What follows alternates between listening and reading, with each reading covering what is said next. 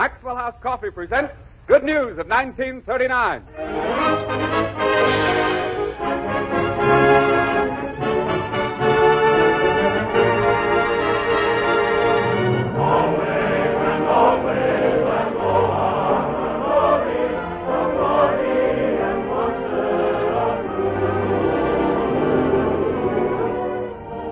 The makers of Maxwell House Coffee welcome you to another hour of entertainment from the Metro Goldwyn Mayer Studios in Hollywood. And here is your host for this evening, Robert Young.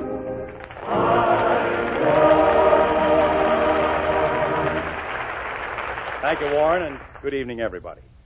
We have a wonderful program for you tonight with all our regular gang, Fanny the Bryce, Hanley the Stafford, Frankie the Morgue, and Meredith the Maestro. And two swell guests, Melvin Douglas and Virginia Bruce. I ran into Mel in the studio commissary the other day, and we got to talking about the program. He had a lot of very interesting ideas about it, so I asked him to drop in tonight. He was very definite in some of his suggestions, so don't be surprised if he gives us quite a going over, in a nice way. Virginia Bruce was going to appear with me in a little love-making dramatic sketch, but I'd forgotten it was customary for the host to step aside in favor of his guest. So Mel Douglas will play the part. Am I sorry I asked him? But at least I can make trouble for somebody. Meredith Wilson wants to start our first 1939 program with a new song heard for the first time on the air, High Flying. It's from the new Jeanette MacDonald picture, Broadway Serenade, now in production. Somewhere in the number, I'll try to drown out the MGM chorus.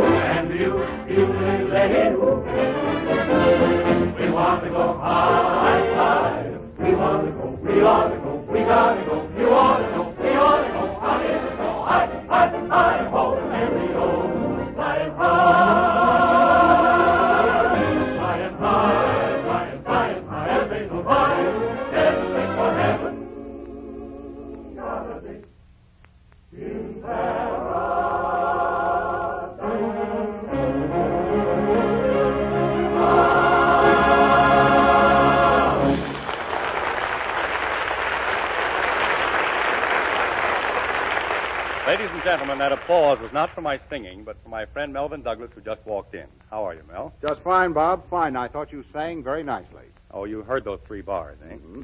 Well, that just goes to show. You think that if someone wanted to make suggestions about the program, my singing would be a good place to start. Oh, now, wait a minute, Bob. Wait a minute. You seem to be suffering from the delusion that I think there's something the matter with the Good News program. Oh? I like the program. It's fine. Except for a couple of things. All right, what? Well, you have an audience of millions. What a chance to accomplish something of value, to get over a message of real and lasting importance. We do. You do? Certainly. Well, it must have eluded me. What's the message, Bob? Maxwell House Coffee is good to the last drop. Oh, that's the important message. Well, my dear fellow, everyone knows that Maxwell House Coffee is good to the last drop. Besides, that's a message that stimulates the appetite, not the mind. Oh. But think how marvelous it would be if every Thursday, as soon as your program is over, 20 million people are thinking hard about something you've told them. Well, how do you know they're not? I know very well what they're thinking. Huh? They're thinking, now it's time for Bing Crosby. Well, that's right, Mel. What do you think we ought to do about it? Give your listeners something valuable, something of permanent interest, something that will enrich their lives. Take Einstein, for instance. Albert Einstein. Yeah, you know. Yeah, He created the theory of relativity. I know that. He's undoubtedly one of the greatest men alive in the world today. Mm-hmm. His name and face are as familiar to newspaper readers as the name and face of anybody. Except possibly Seabiscuit.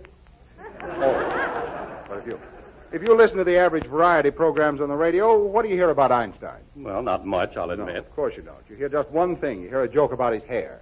Well, Mel, you see, that's where the good news program is different. We used that joke, but we told it about Meredith Wilson. Huh? Oh, yeah.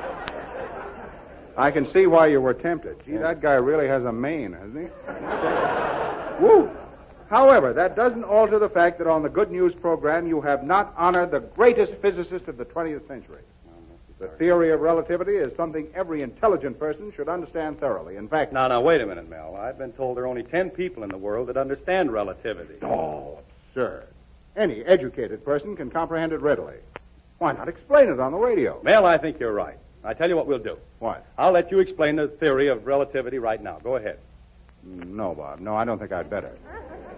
Oh, why not? Well, for a number of reasons. In the first place, I don't know anything about relativity. I think we can forget the other 9, Melvin. You've disappointed our listeners. Oh, do you really think so? I'm sure of it. Think of the millions of people who've been sitting on the edge of their chairs waiting to hear Melvin Douglas, an actor, talk about relativity. Oh, dear. And I've let them down. Yes. Really, I'm terribly sorry. Well, you should be. But after all, Bob, the subject doesn't matter as long as it's really worthwhile. History, sociology, art. What about modern art? Well, what about it? I'm for it. So am I. So is everybody.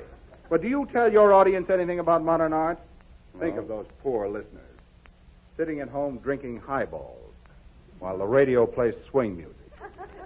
It's heartbreaking. When they could be enjoying a 5-minute talk on the significance of Picasso and Impressionism in modern art. Could that be covered in 5 minutes? Very easily. Well, why don't But you... not by Melvin Douglas. Oh, I see. That's what I thought. Possibly you won't believe this, Bob, but it happens that the subject of Picasso is another one of the wide open spaces in my mind. Well, you picked out both subjects. Well, that's because I'm the subject-selecting type and not the information-giving type. Anyway, it's the fault of the radio for not educating me. Melvin, that's the last straw. You owe our audience a little uplifting, and you've got to come through. Now, give out a 3-minute talk on Ibsen. No, don't bully me. There are other contributions beside lectures, Robert. Another deficiency I've observed in your program, for example, is a shortage of instrumental solos. What famous pianists have you presented? Or cellists? Bob Taylor. Huh? Any performers on the lute? The lyre? Frank Morgan. Morgan, right. Well, what of the harpsichord, the trombola, the spinet? Not one. All right, Melvin. Give out a couple of licks on the spinet. I knew that would happen sooner or later. I don't play the spinet, Bob. But it happens that I've devoted many years of practice to an instrument which in some ways is closer to the soul of man than any other. I'm a virtuoso on the mouth organ. Well, now we're getting somewhere. Ladies and gentlemen, Melvin Douglas will bring you culture on his mouth organ. Mm-hmm. I imagine it will be at least a Bach fugue. Am I right, Melvin? No, the contrapuntal style isn't suitable for the mouth organ. Oh, I see. At least not for the Douglas mouth organ. No, I propose to play a beautiful American classic, Turkey in the Straw. Incidentally, it sounds a lot better, boys, if I get a good loud accompaniment. All right, Meredith. You get together with Melvin Douglas on Turkey in the Straw in the key of... Key of G, please. Righto. We're all ready, Mr. Douglas.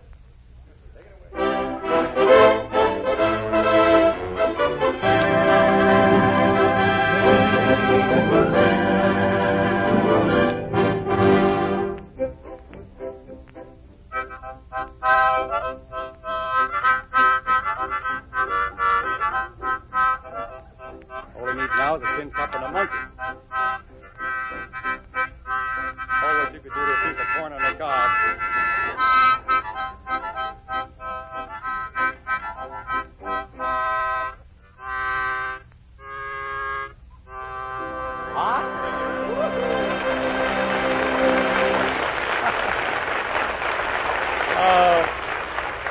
Ladies and gentlemen, you've just heard 40 seconds of uplift from Melvin Douglas and his mouth organ. Now, with his kind permission, we return to the field of popular entertainment. Douglas McPhail, our good news baritone, will sing. What's the song, Meredith? Oh, it's very good, Bob. It's a cowboy song. A song sung by a lonesome cowboy who has nobody to sing to except Frank Morgan and his brother. The song to Frank Morgan and his brother. What's the name of it? Those funny old heels. I don't know. Maybe culture was better. Go ahead, Douglas McPhail, and sing Funny Old Hills.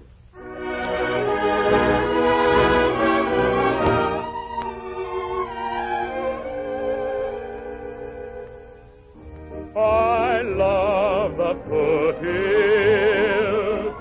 beyond the plain.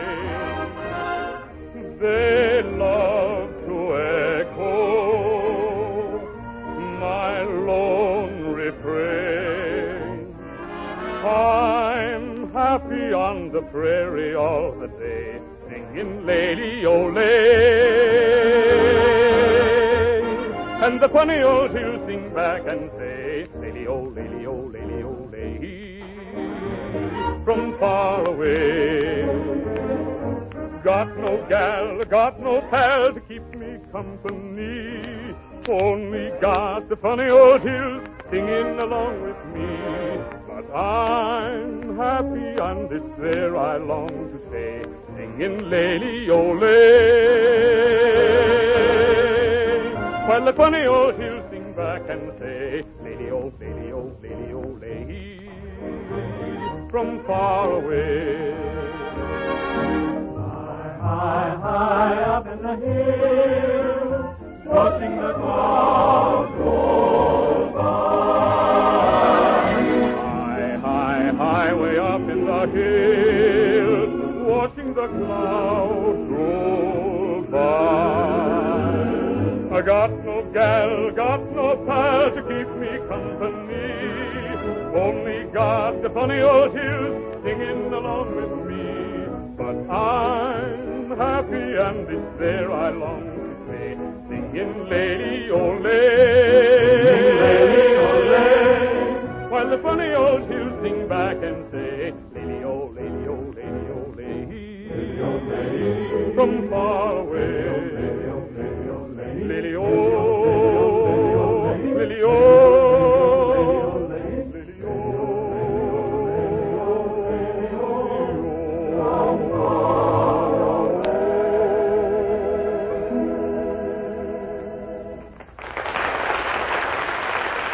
That was swell, Doug. Thank you, Bob. Mr. McPhail will be back with us later, but at the moment we return to the uplift department, or possibly I should say culture. Anyway, here's Fanny Bryce as Baby Snooks.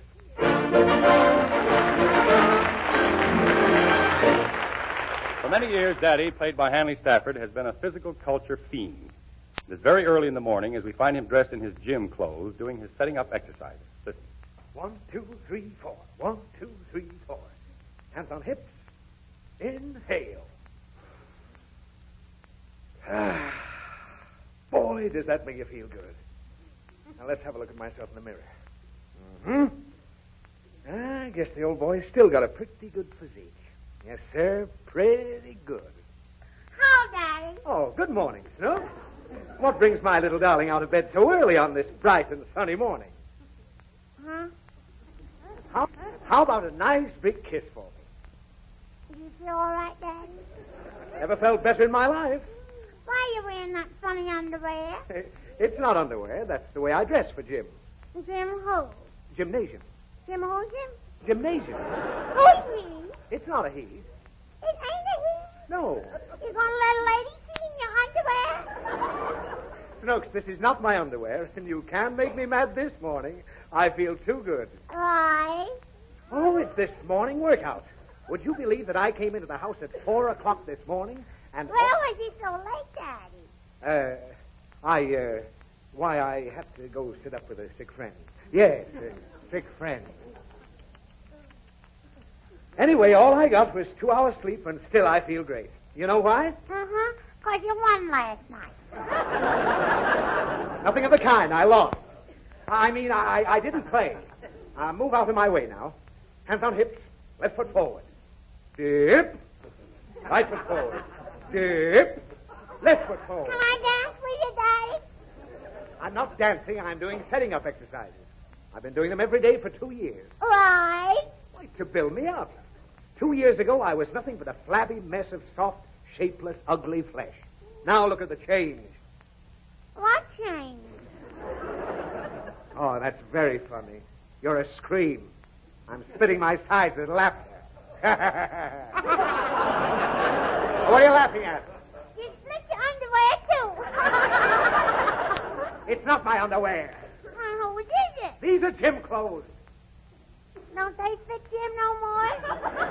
Jim who? I don't know. Now listen, Snooks. I woke up feeling great this morning. I didn't have a care in my mind. I didn't send for you. You walked in here, and now I'm practically a nervous wreck, thanks to you. You're welcome, Daddy. Ah, what's the use? Go back to bed and let me finish my exercises. Guess I have got a bit of a bay window at that. Huh? Nothing. I'm just angry because you made those nasty remarks about my figure. I don't like it. You understand? Why? Because I don't. Is my shape really that bad, son? I think it's very pretty, Daddy. Well, that's better. Just feel this muscle in my arm. It's like iron. I like it. Bet I'd be a killer in the ring. I'm muscle all over. You got an awful big muscle in your tummy. It's like jelly. Huh? Oh, that darn pot. Well, give me that medicine ball. Why are you laying on the ball, Daddy? I gotta reduce my stomach. Why? It's too big. Will that make your tummy small? Oh, I don't know. May have to diet. Uh-huh. I said I may have to diet. What color is it now? It's no color at all, silly. Make it green, Daddy. Will you stop that nonsense? My stomach's the same color as everybody's, and it's going to stay that way. Is it the same color as mine? Oh, of course. Is it the same color as my teacher's? Yes. Has my teacher got a green stomach? No. Who told you that? Nobody told me. Nobody's got a green stomach. Frogs has got green tummies. Well, I'm not a frog. Why? Oh, leave me alone. You're going right back to bed, young lady. I am. Oh, yes, you are. Oh, no, I am. Well, will you keep quiet for 2 minutes so I can do my breathing exercises? I want to do it too. Oh, all right. Stand near this open window. Take a deep breath and throw your chest out. Huh? Throw your chest out. Out the window? No. Like this. Inhale. Exhale. Inhale. Exhale. Well, what's the matter? I'm getting dizzy. Well, that's on account of the oxygen. You'll get used to it if you take more rapid breaths. Now breathe like a dog pants, Snooks, in very short breaths. All right. Ready? Don't stop, Snooks. Are you keeping up your short pants? Uh-huh, but yours is coming down. Nonsense. When I take a deep breath, I expand my chest and raise my diaphragm and pull in my stomach. You see, Snooks, What's this thing? give it to me. That's a rubber muscle developer. Huh? It makes muscles. Give me the other end of it, too. It stretches. Snooks, let go of that end. Look out! Ow! You let it fly right in my face. Oh. I think I'll go now, Daddy. Oh, my eye, look at it. It's swelling up like a balloon. What are you laughing at? It made a big muscle on your eye. Yeah? Well, I'll make you such a muscle you won't be able to sit down for a week.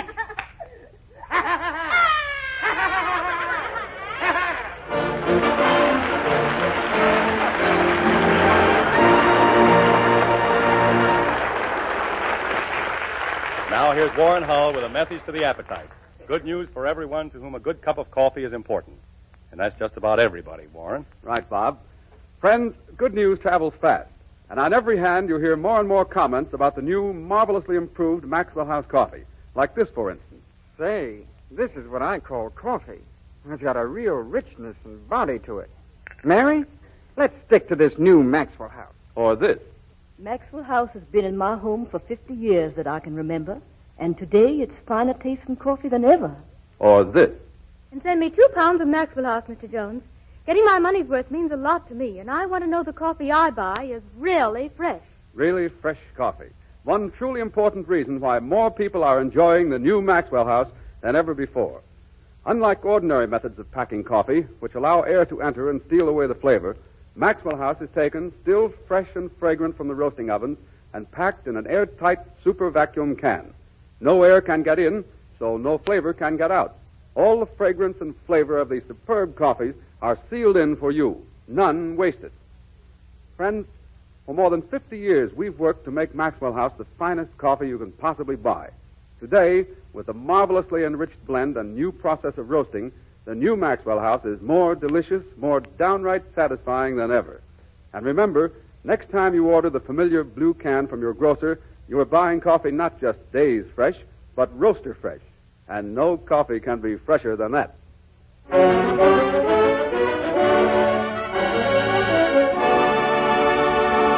Meredith and the orchestra whipped right into one of the better popular tunes, You Got Me. Take it, Wilson.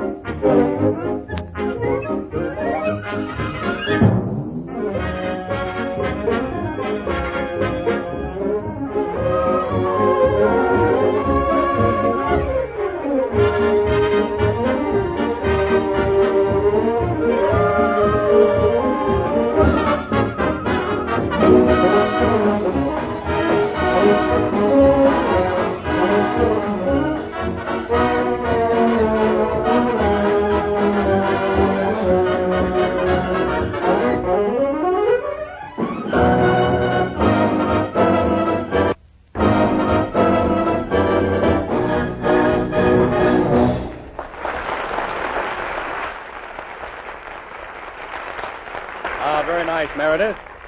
Did you really like it, Bob? Why, certainly I did. I have another contribution I could make, sort of a cultural thing. Well, now, Meredith, I don't want to go overboard on this. What is it you want to do? Well, I have a new impersonation of a famous radio star. Well, will it take long? Not a second. Here it is. Hi, Bob!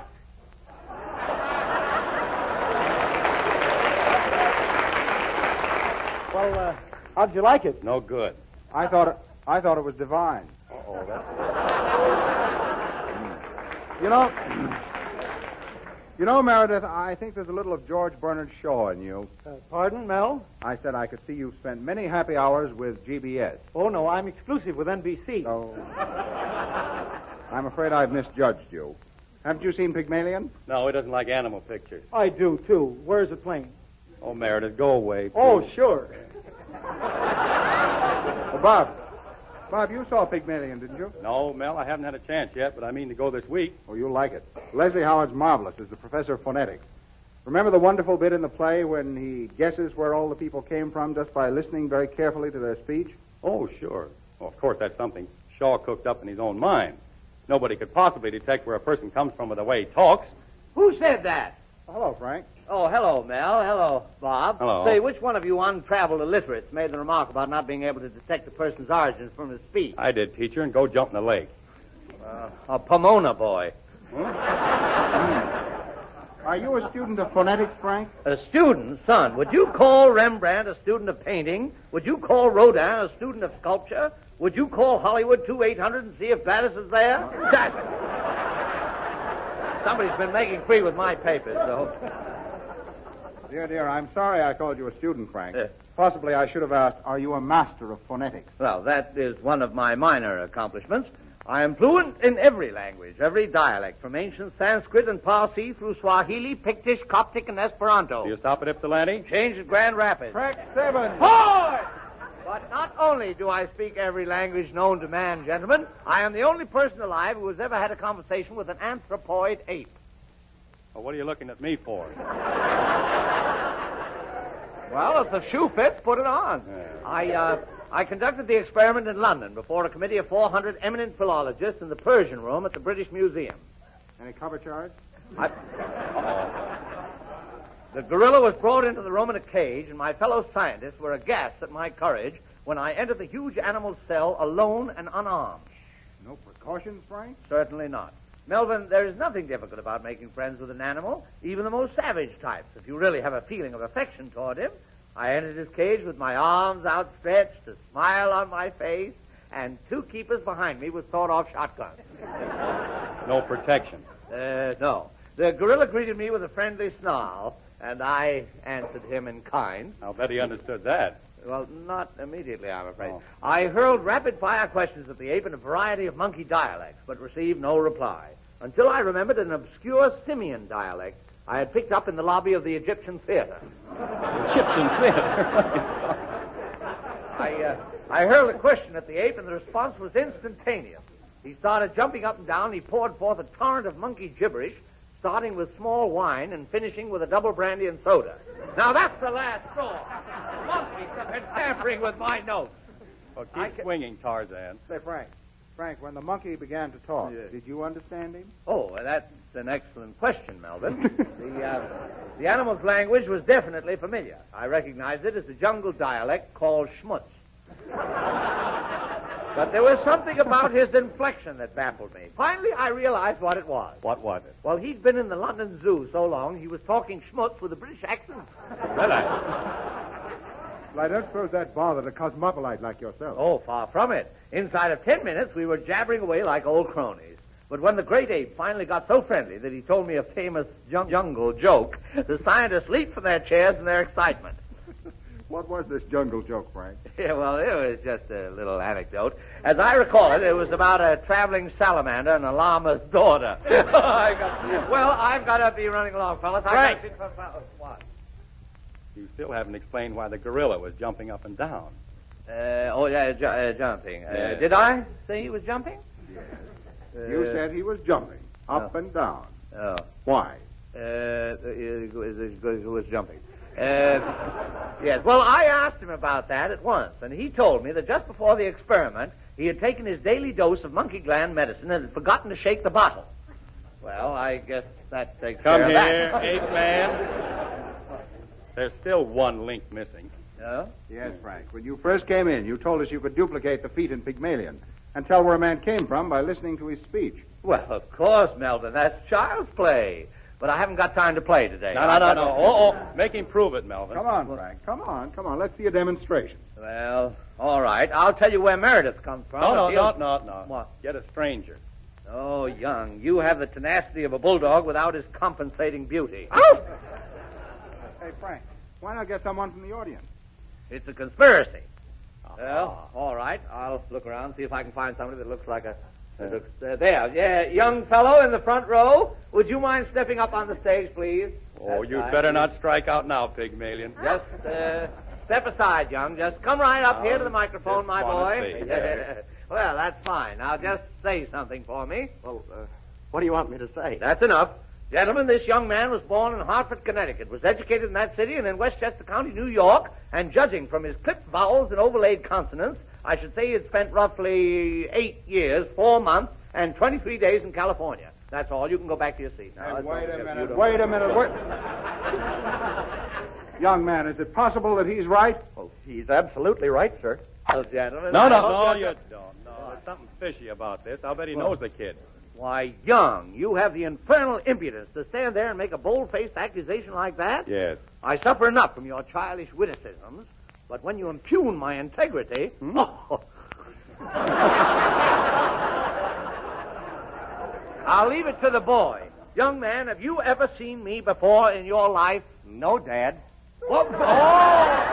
I've been stabbed! Get out of here! Wait till I get you home. You're just like your mother.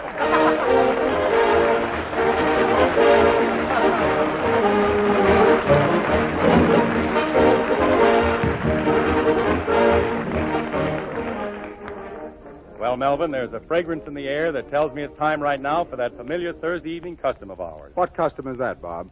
Why, it's our regular time out for a moment of relaxation over a steaming, friendly cup of... Maxwell House coffee. That's right. Yeah, that's a custom I observe every day in the year in my own home, so may I join you right now? You certainly may, Melvin. And friends, we hope all of you listening in will, too. So pull up your chairs, one and all, and enjoy a freshly made cup of this coffee that's good to the last drop while Meredith pipes us a tune.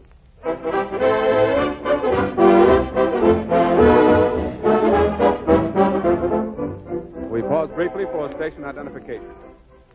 KFI, Los Angeles.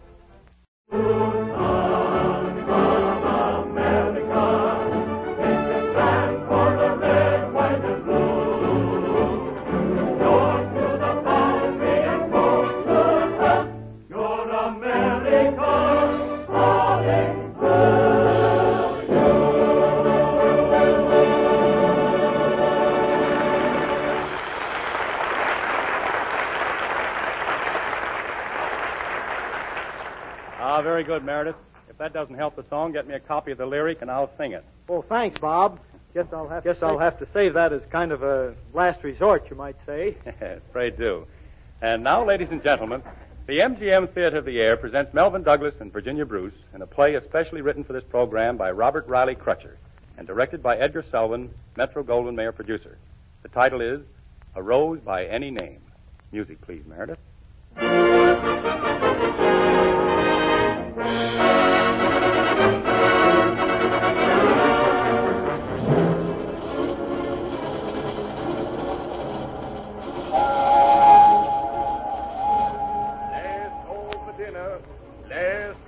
Dinner. Oh, waiter. Yes, sir. Which way's the diner? It's 3 colors ahead, sir. Let's go.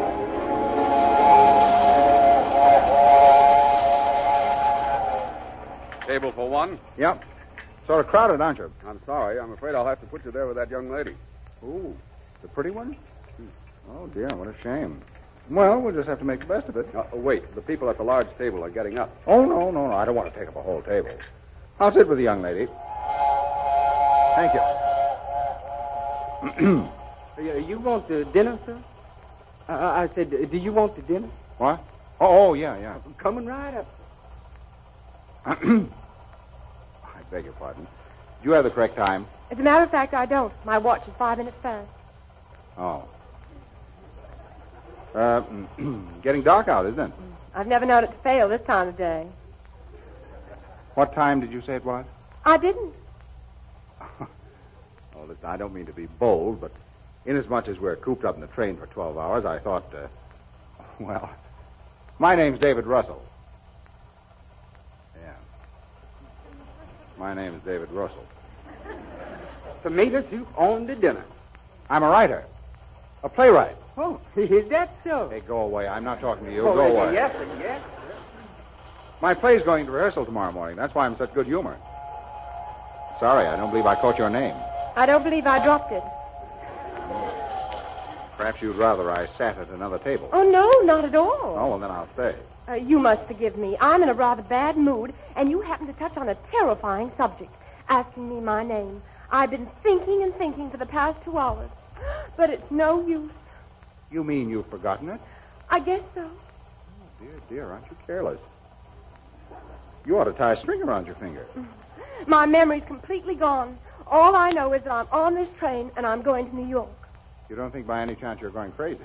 I'm serious. I tell you, I've lost my name. Well, don't get mad at me. I didn't take it. I recall when the train pulled out, it gave a lurch and it hit my head against the steel wall. Before that, everything is blank. I'm afraid the only thing that'll bring me back is another shock. Oh. Are you asking me to hit you on the head? You needn't be funny. Haven't you heard of amnesia? Oh, sure, amnesia, yeah. My Uncle Henry claims that he had it when he married Aunt Maggie. But she has another name for it. If this keeps up much longer, I'll lose my mind. Well, it's not doing you much good in its present condition. Why tote it around? Oh, please don't make fun of me. How'll I find out who I am? So why not look in your purse? I did. There's not even a remote clue. See for yourself. Where is your purse? Well, I thought I had it. Gee, you know, you don't need a string around your finger. You just ought to stay home. It seems to me that I'm on my way to visit somebody in New York, but I'm not sure who. Well, somebody's going to have a very pleasant time. Say, what's that on your wrist? Looks like an identification tag. Any name or initials on it? What does it say? 14 karat. No. The other side. Made in the USA. Apparently, I'm not a foreigner. No. Well, we're getting somewhere. I know. Let's see the label in your coat. Hart and Company. New York, Los Angeles, San Francisco, Chicago, St. Louis. Gee whiz, you certainly get around, don't you? I wonder if we can discreetly have a look at your shoes. I tell you, I'll pretend to drop my napkin. 4B. And such pretty ankles. That doesn't have anything to do with my identity. Well, it eliminates a lot of other girls. Now then, let me have a good look at you. Stunning figure, soft, luxurious hair, beautiful profile. Say, what do you care who you are anyway?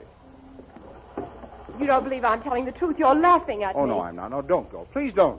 Oh, is the lady through, boss? What would you say? Well, I'd say here's her check. $150. Oh. All right. Here, keep the change. Don't you want your dinner? No. Miss, come back, please. Hey, you. Don't you call me you as you think you can. And that's that. What's what? I said that if you think you see? Well, why didn't you say so in the first place? Where are you going? What difference does that make to you? You only sneer and make wisecracks. Well, don't cry about it. I'll cry if I want to. Yeah, but not here. People are glaring at me as though they thought I'd been beating you. Please, for heaven's sake. They look as though they're ready to lynch me already. Stop it. Stop it, or I'll... What? I said that if you... And that's final. Now, here's the club car. Sit down and we'll straighten out the whole thing. So you can have more fun at my expense. Your expense? I like that. Knowing you for 3 minutes has already cost me $1.50. And will you tell me how am I going to put amnesia in my expense account? Oh, come on now. Dry your eyes. I knew you're hanky. Good night. Don't you have anything? A headache. A headache. Any initials on it? Oh, what am I going to do when I get to New York? Oh, don't worry about that now. Maybe we'll have a train wreck and it'll all come back to you. But for the time being, take it easy and relax. A Rose by any other name. That's it. Huh? That's my name, Rose. Or rather, Rosie Lane. It popped into my head the minute you mentioned it. Well, keep popping. See if you can get the rest of it. Quick, give me some last names. White, black, brown, green, Dubonnet, Chartreuse, beige. Beige goes well with Rose. I don't suppose that's it, though. Oh, it's no use. I'm still an unknown quantity. Oh, well, why would I? I'll look after you. Because in spite of everything, and believe me, everything in your case covers a lot of territory. I like you. Lots. Oh, you mustn't say that. I mean it. There's something about you that... It seems to be your arm. No. Something that attracts me. Please don't. Oh, why not? A harmless little thing like my I arm. may be a married woman. Oh, no, you can't be. Well, I'm full grown and there's no telling what I've done. But married? Oh, no, you just can't. Do you feel married? How does it feel? Well, like you wish you weren't, because now you've met me. Oh, dear. It just occurred to me. I may have dozens of children. Oh, no, that's impossible. No, now think back into the past. Quick, can you hear anything like the pitter-patter of tiny feet? Yes, I do. I do. No, that's my wristwatch. Now try again. Perhaps the wedding march, huh? Da-dum, da-dum. That sounds familiar. Well, of course it sounds familiar, but does it awaken any personal recollection? No. No pitter-patter? And no wedding march? No. You're sure? Positive. Ah. Gee whiz, aren't the lights bright in here? Mm-hmm. Let's go sit on the observation platform.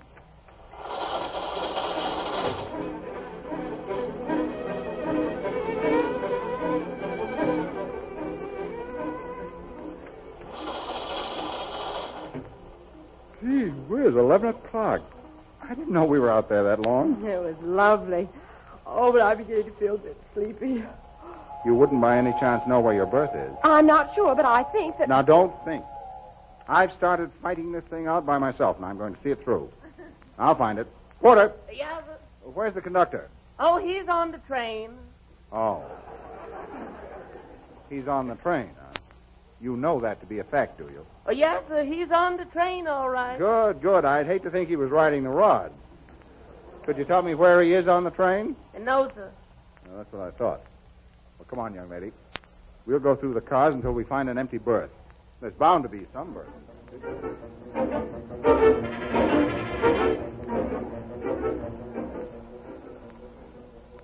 Here now, this one has to be your berth. It's the only one without any shoes under it. You'd better knock first. The curtains are closed. I tell you, this is it. Watch. Well, she had no business going to bed with her shoes on. I don't know what we'll do unless you use my berth. It's an upper. Do you mind shinnying up to the second floor? Where will you sleep? In the club car.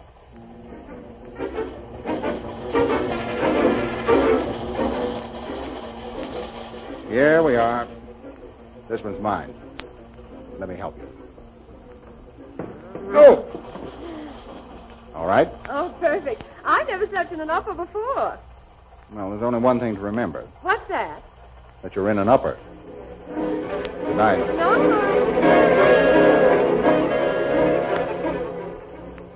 Porter, I don't suppose there's any objection if I fall asleep in here in the club car, is there? No, sir. Thanks. You go right ahead. Only we takes it off at Pittsburgh. Oh, I see. You takes it off at Pittsburgh. How about that bench in the washroom? Is that comfortable? It sure is. You guarantee it? I sure do. That's where I'm going to sleep right now. Anything I can do for you all? No, not a thing. No, I'll just stroll around for 7 or 8 hours. Good night. Good night.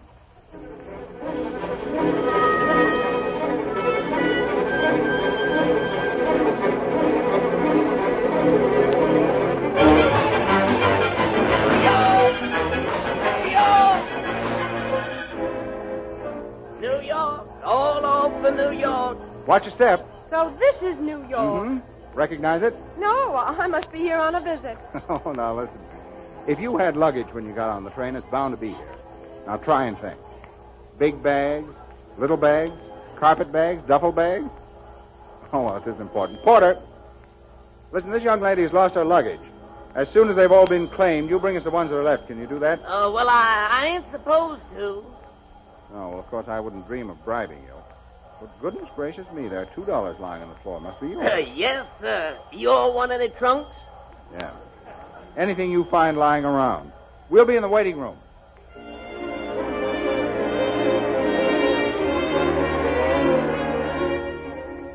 Now, what are you going to do with me? I don't know. You're too big to check. Oh, look. In case anything happens and we get separated, here's my card. You can get in touch with me at the Lombardy Theater.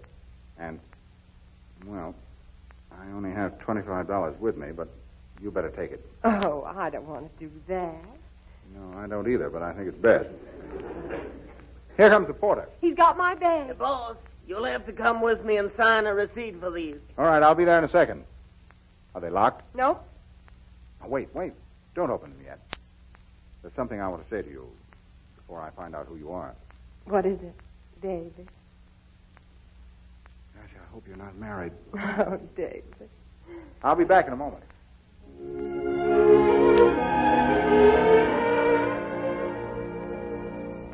I'm sorry that receipt took so long, but they make you write down everything but your congressman. Well, don't keep me in suspense. Who are you? I beg your pardon. Who are you? Who am I? Oh. Oh. Yeah, remember me? We met last night. I never saw you before in my life, and I'd like to know why you think you can address me in this fashion. $25 for one thing. Look in your pocket. See if you don't have $25. As a matter of fact, I do. Well, who do you think gave it to you? I'm not exactly wealthy, but I frequently carry that amount in my pocket. Well, I don't. And I'd like to have it back, Rose Elaine. How do you know my name? How do I know? The ingratitude of it. The sheer inhuman ingratitude of it. Oh, never mind. Keep the money. If that's all you were after, I don't care. But after the things we said to each other last night, after I fell in love with... David, did you really? Uh-huh. Now it's David again. Did you really fall in love with me? Don't say another word. The whole thing's clear. There's nothing wrong with you. It's me. I'm crazy. Well, nice to have met you. So long. Oh, wait. David, wait. Oh, that's different. And it's about time. Well, listen, David, I was on my way to New York, you see, to get a job on the stage. And when you got on the train and knowing you had a play in rehearsal and were in a position to give me a part, I decided to put on a show for you to prove I could act. The crying scene, the befuddled scene, The love scene? Yes, but I got deeper and deeper, and I learned to know you, and... Oh, darling. You've only had lesson number 1. These are real tears. No, forget it. You're not the first girl who's made a fantastic try to get on the stage. Oh, can I get a part in your play? I'm sorry. My show's already been cast. But I'm free to offer you a series of personal appearances for an unlimited engagement. Where? With me. Will you take the part? Take it? Oh, David, you darling. But don't you think I'm a good actress? You're marvelous. I can't understand why I didn't fool you with my performance. I got the idea out of a wonderful short story I read. How could you fool me, dear? I wrote the story.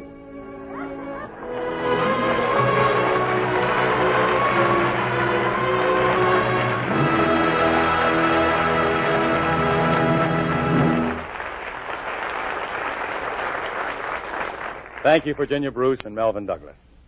And now we come to Meredith Wilson's concert hall presentation. He plays the immortal song by Adelaide Proctor and Sir Arthur Sullivan, The Lost Chord. It will be sung by Douglas MacPhail and the Good News Chorus.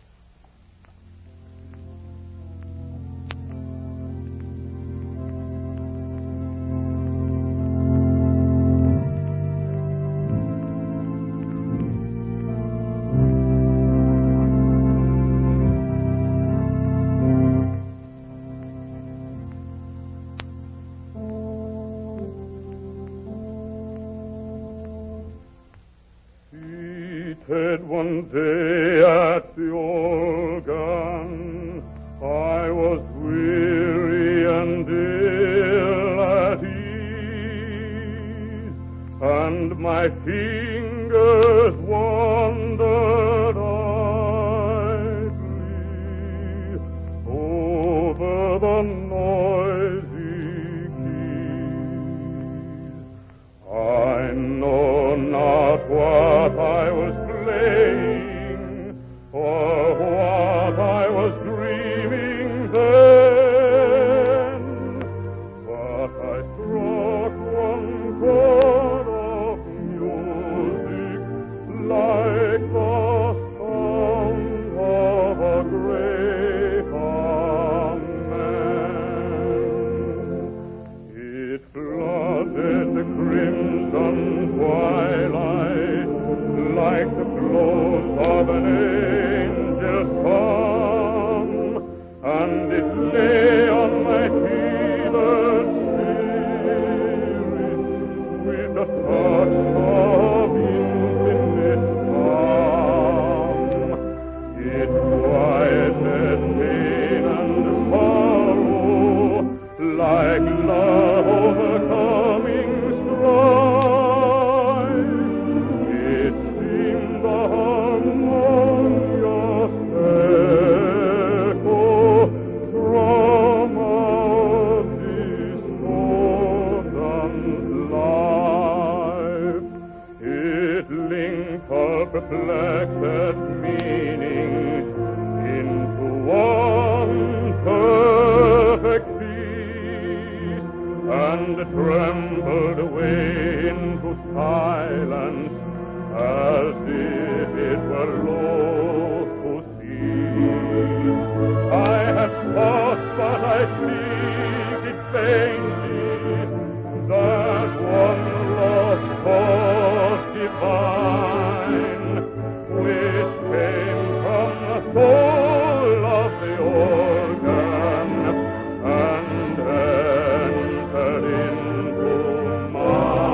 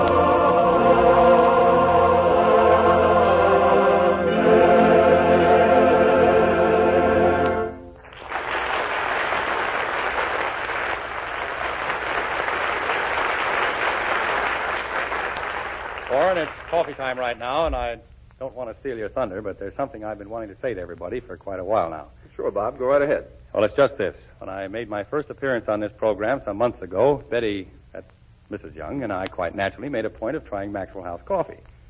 Well, I thought you might be interested to know that we've used it ever since. Not that I'm any expert, but I like this new Maxwell House coffee better than any other I've ever tried. All right, Warren? Oh, thanks, Bob. That was nice of you, and we appreciate it. Friends, more and more people every day are saying things like that about the new Maxwell House coffee. More people, in fact, are buying Maxwell House today than ever before in its history. If you haven't tried Maxwell House lately, then we believe you're missing a rare treat in coffee goodness and satisfaction. Ever since it was created more than half a century ago in Nashville, Tennessee, the Maxwell House blend has been known as one of the world's finest coffees. Today, after months of effort and experimentation, we can announce that this famous blend is richer, more delicious, and more full-bodied than ever before. You'll taste its extra richness in your very first steaming, fragrant cup. Then, too, you'll appreciate the remarkable new radiant roast process, which, by roasting each coffee bean evenly all the way through, brings out the true, natural flavor of this superb new blend. No chance of bitter coffee due to parching or weak coffee due to under-roasting. The new Maxwell House comes to you in the same familiar blue super vacuum can with all its flavor and fragrance sealed in, none wasted. So try a pound tomorrow, won't you? We think you will say, this is the finest coffee I've ever tasted. We think you'll agree that this new Maxwell House is more than ever good to the last drop.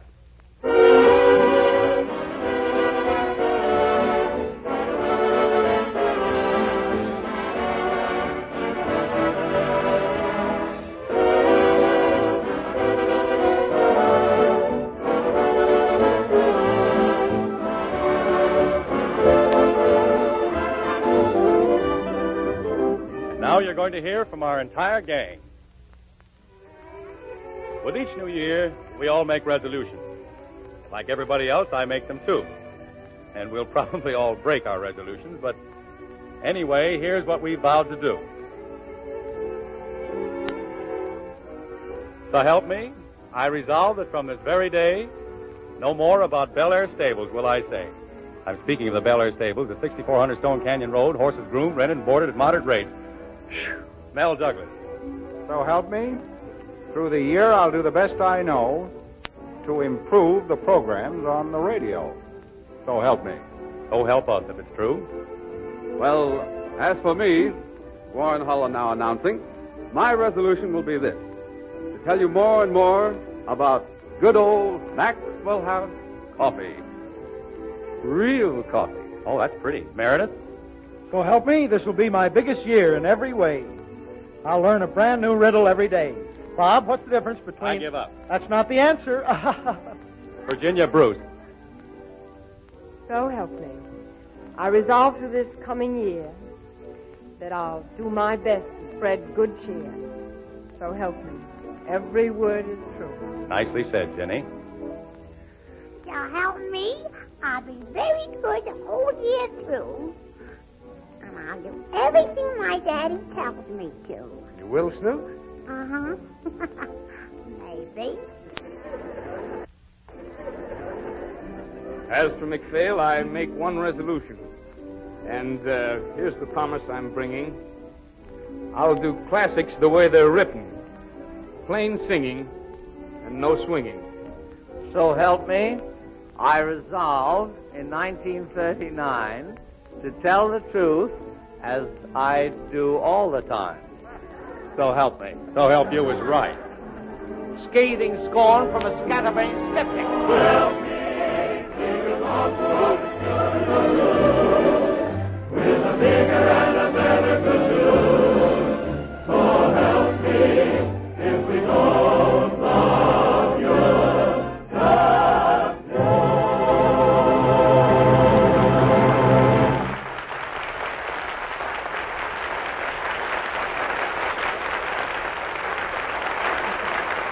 Next week, ladies and gentlemen, Good News will bring you a truly great show.